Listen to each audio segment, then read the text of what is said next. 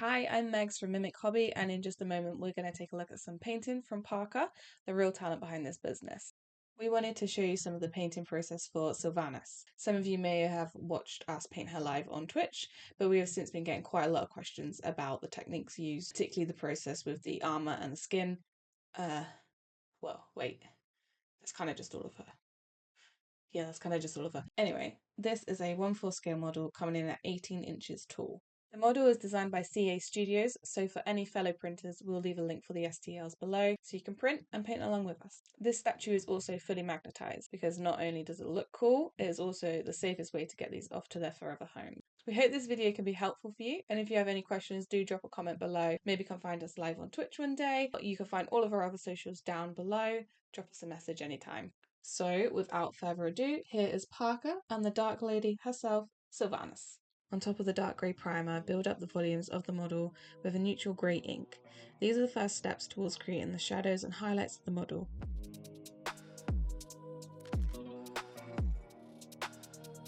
The coloured layers applied later will use these base layers as a guide. On the skin, apply a layer of white ink, focusing on the raised areas and emphasising the forms of the figure. Areas with a lot of texture, like the straps here, work nicely with an extra layer of dry brushing to bring out the texture. Then you can blend that in with a spray of white ink. Begin building up the skin tone with a brush layer. Airbrushing can sometimes look a little smooth and artificial on its own, so to counter that you can complement the smooth finish of the airbrush by adding texture with a brush layer. Paint the shadow colour into the recesses and harder to reach places, being deliberately loose with the brush strokes, while still being careful not to get colour onto the surrounding areas. These areas of shading will still faintly show on the final skin tone, creating some additional variation and realism.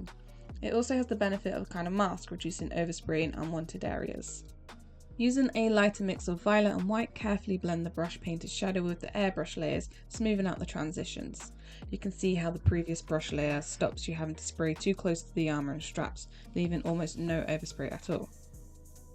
Focus more layers of spray into the recessed and shaded areas, leaving the raised areas with less paint to create highlights and emphasise the contours and volumes of the figure. Our version of Sylvanas was to have a skin tone that was more blue, so there was an additional filter of blue ink added with the airbrush that can be seen in the final result.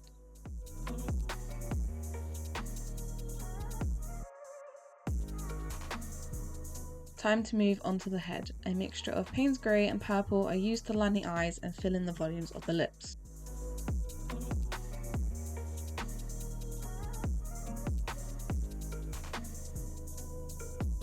The consistency of ink is great for fine details such as the freehand painting of the streaks under the eyes. The lips are painted with multiple diluted layers of paint applied as a glaze. Focus more of these transparent layers in the areas you want to be darker and leave the lighter areas with less paint. This creates the shadows and highlights just like with the airbrush. The first layer to go on the eyes is a light transparent coat of dark red to simulate blood vessels. The effect is very subtle, but it really adds to the realism of the eyes on the final result. Then you can carefully paint the whites of the eyes, leaving a small amount of red at the very edges of the eyeballs. Dry pastels are very useful for creating makeup effects and work especially well for that smoky eye makeup look of Sylvanas. The ground pigment is applied with a sponge and blended with an old dry brush. The iris is painted with a combination of inks, using a gloss ink to add extra shine. A reliable brush with a sharp point is needed here, as well as a steady hand and lots of patience. So take your time and plan your brush strokes.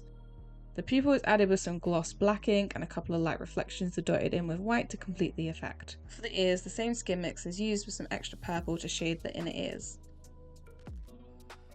Then onto the hood. This mix is brush painted on and then blended with the airbrush just like before.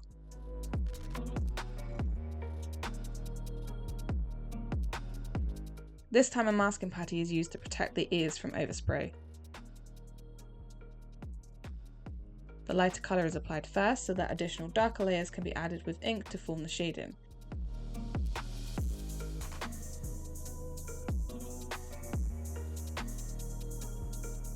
Here is the finished face, apart from the gold detail on the hood, which was added later. A diluted light brown mix is sprayed onto the boots as a base coat. This preserves the texture and highlights from the previous steps. Like with the hood, the process begins with the lightest colour and more progressively darker layers are added to build up shadow. For this part we use several steps of dark brown inks to add the shading.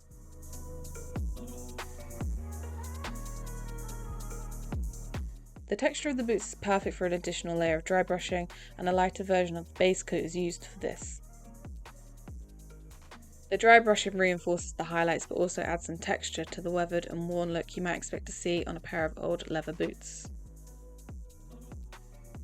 The shading was finished off with an oil wash. This is another technique that works really well for old leather, and we will cover that in more detail in a future video. To get the eye-catching effect on the metallic armour, it was sprayed with a colour shift paint over a gloss black base coat. It's really fun to experiment with unique and interesting special effect paints when the opportunity comes up, but a metallic purple would also work just fine here.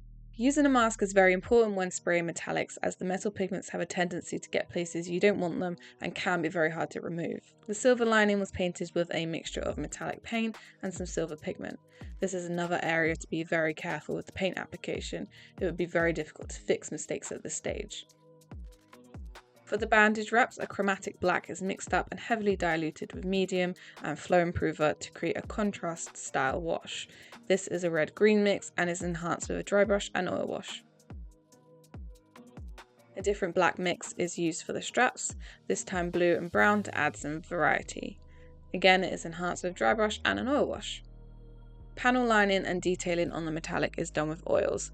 A mix of black and purple to add to the shading and define some of that fantastic texture that has been sculpted onto the model. It is then cleaned up with cotton buds and mineral spirits. In this comparison shot you can see the difference that this stage adds to the definition of the armour detail. Painting gemstones is always good fun. Starting from a gloss black base, progressively lighter layers of green are added to one side of the stone where the gem is catching the light.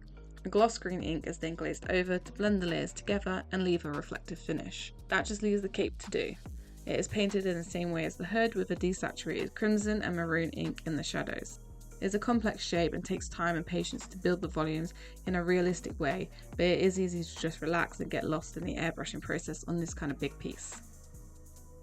And here we have the final model. Don't forget to drop us a like and subscribe if you want to see more videos from us. Also check out the model designer CA Studios for the printable files, and be sure to visit us on our socials for more painted models and expert advice. Please see the links below for our shop where you can find this model as well as many others available fully painted or as model kits. We also offer custom tutorial videos and much more.